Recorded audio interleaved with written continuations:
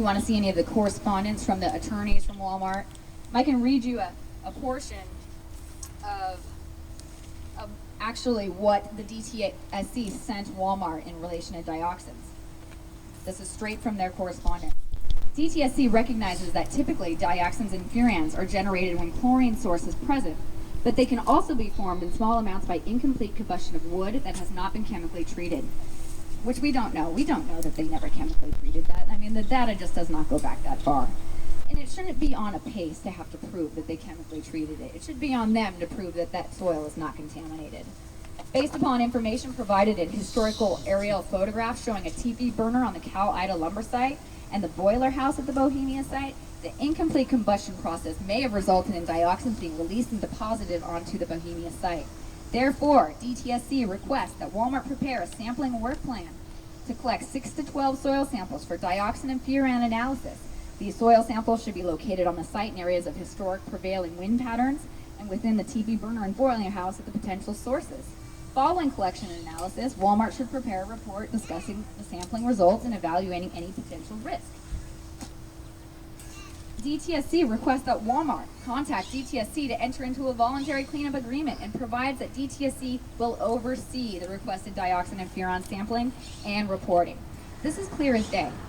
This department is in charge of protecting you, protecting the community, and protecting your loved ones and protecting the environment. They are asking them to test. They've been very specific on what they're asking, and Walmart has not responded. So if you have any questions, please feel free to come and talk to me about it. Can you discuss dioxins and furans and kind of what they are and what kind of damage they do? Well, I'm a lawyer. I do have an undergrad in molecular biology, and was pre-med for a long time, so I know a little bit about dioxins and furans. But essentially, when you combust organic materials and they don't, not all the particles basically burn away, they produce dioxins and furans, and those chemicals are, one, they're long lasting. They will last forever in the soil. They're not the type of thing that goes away after a half-life, after 10 or 12 years. They will stick around for a long time. They basically bind to the substrate that they're within. Now, if you had a huge pile of dioxins and furans in a let's say an ash pile from your teepee burner, there's an argument that maybe it would stay within that. But everybody knows that an ash pile is an ash pile, and that spreads everywhere.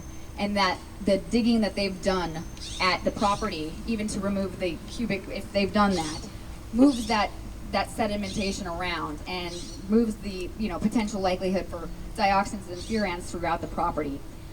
Dioxins and furans can cause a multitude of health problems, ranging just from typical allergies, which I happen to be suffering from right now, but to cancer and to really significant lung issues, to neurological damage. I mean, there's scientific studies that talk about furans and dioxins, and if we want to talk the specifics of the health impacts, I don't really have a report in front of me as far as the complete list of health impacts. But this is not stuff you want in your community. At the very base level, it is unfair that you have no idea if there are dioxins and furans on that site. Period. Excuse me. Yes, sir. What is a TP burner? I know I have my own definition of TP, and I just want to know what is a TP burner? A TP burner on the lumber mill, to my knowledge, was a burning system by where they would burn their excess wood chips and sawdust, and they would oftentimes put all of their waste into the TP burner, including waste that had chemicals on it. So it was just a general firing system in the middle that burned anything. It looks like a teepee. And it does. It looks like this. TP. No, it's an indigenous-looking structure. Great big, tall, 90-foot tower that was visible from Lincoln. And the smokestack, I've heard, through historical archives, you could see the smoke all the way out to the airport. This stuff traveled far. And the individuals that Tori was able to interview, former employees at the Cal-Ida, said that you could see the black smoke for miles. Black smoke. And black smoke inherently has non-combustive material in it. So they're trying to argue that even in the event there were dioxins, we can't prove it came from that TP. And I would beg to differ. You know what I mean? But here's the real crux of the issue: is should they rely on you? Is it your responsibility to have to prove it's not contaminated, or is it their responsibility to prove it's not?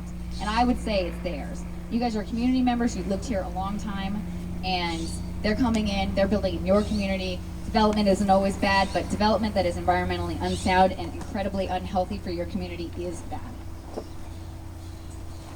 Any other questions? There's probably more on there than dioxins. There's probably chromium-7 on there too. A lot of it. I agree. There's a lot of solvents on The, property.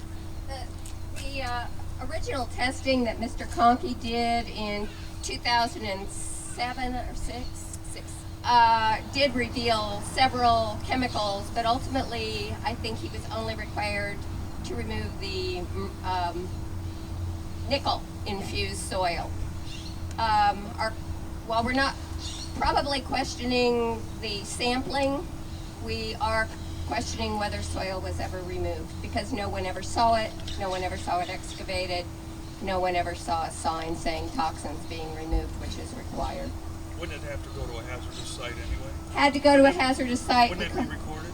It was recorded. We have the manifest. We called them in Kettleman City 2 weeks ago to say, hey, do you test the soil? They say, no, we rely upon the documentation from the site, from the removers. So they do not specifically test. We had our questions whether you can just take some soil and say it has nickel in it and, you know, say your job is done, and it looks like that could happen. We're not saying it did, it could. So you're correct that there may be other contaminants on that. There very may well be. We don't know the solvents they used. We don't know how they treated their wood. We don't know if the wood was treated. We don't know if it was stored in salt water, which can also lead to contaminants. We don't know a lot of things about what happened at that property. But what we do know right now